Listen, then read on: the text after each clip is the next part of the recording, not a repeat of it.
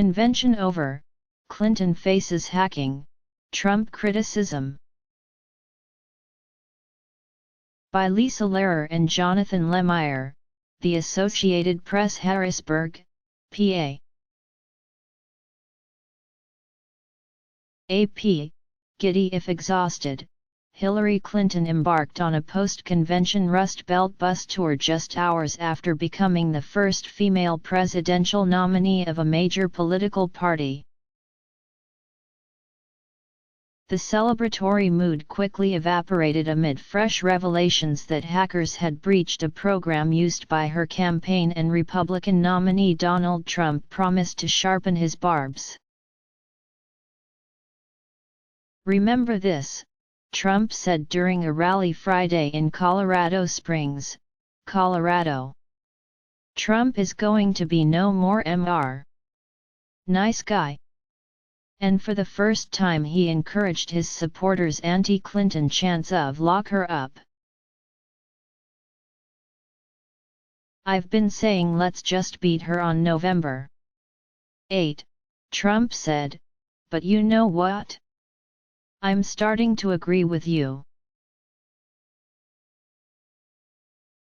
About an hour later, Clinton aides acknowledged that a hacking attack that exposed Democratic Party emails also reached into a computer system used by her own campaign.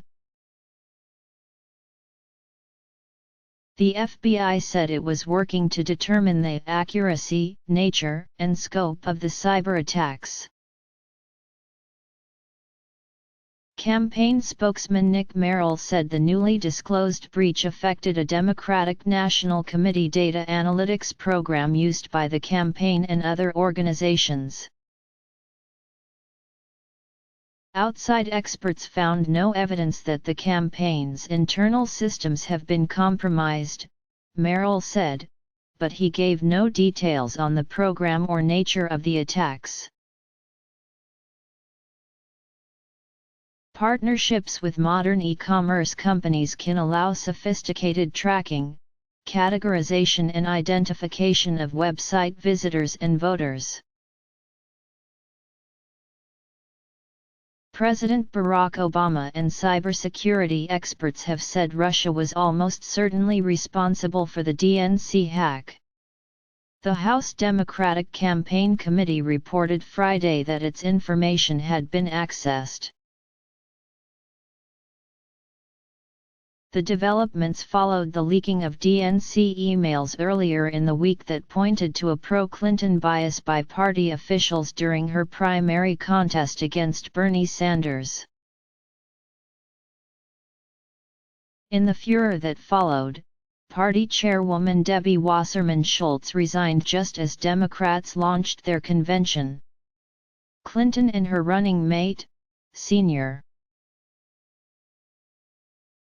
Tim Kaine of Virginia, will attempt to return attention to their positive economic message on Saturday, with campaign stops through economically struggling areas of Pennsylvania and Ohio. "When we take that oath of office next January, we know we can make life better. We know we can create more good jobs," she told voters gathered at an outside market in Harrisburg, Pennsylvania.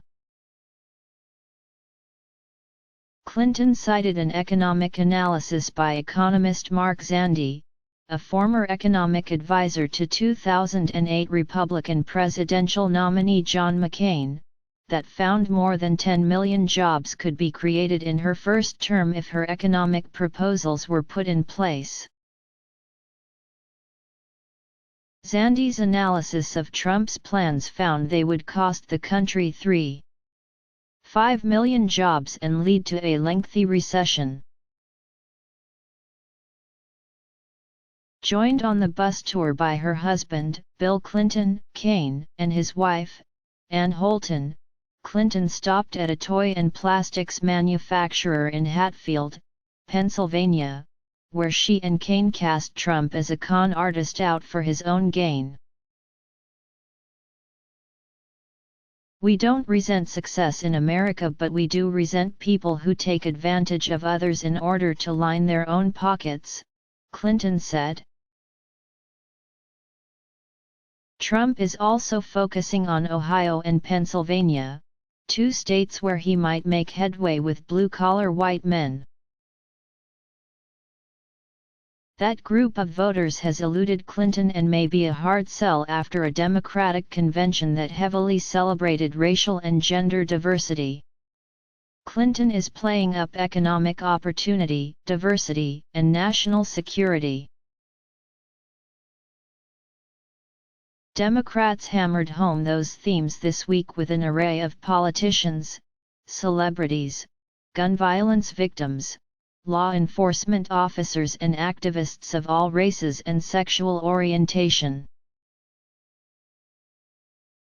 Their goal is to turn out the coalition of minority, female and young voters that twice elected Obama while offsetting expected losses among the white men drawn to Trump's message.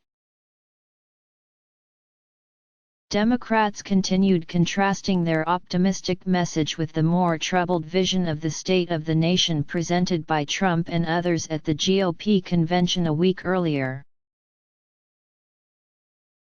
Kaine called the very dark and negative event a journey through Donald Trump's mind.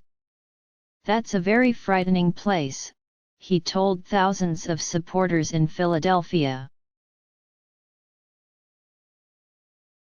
Clinton told voters that they faced a stark choice, calling the coming election the most important one in her lifetime. "This is a moment of reckoning for our country. I don't recognize the country that Donald Trump describes," she said. ______ reported from Colorado Springs, Colorado. Associated Press writer Eric Tucker in Washington contributed to this report. _____ Lisa Lehrer and John Lemire at http://twitter.com/Lehrer and http://twitter.com/John Lemire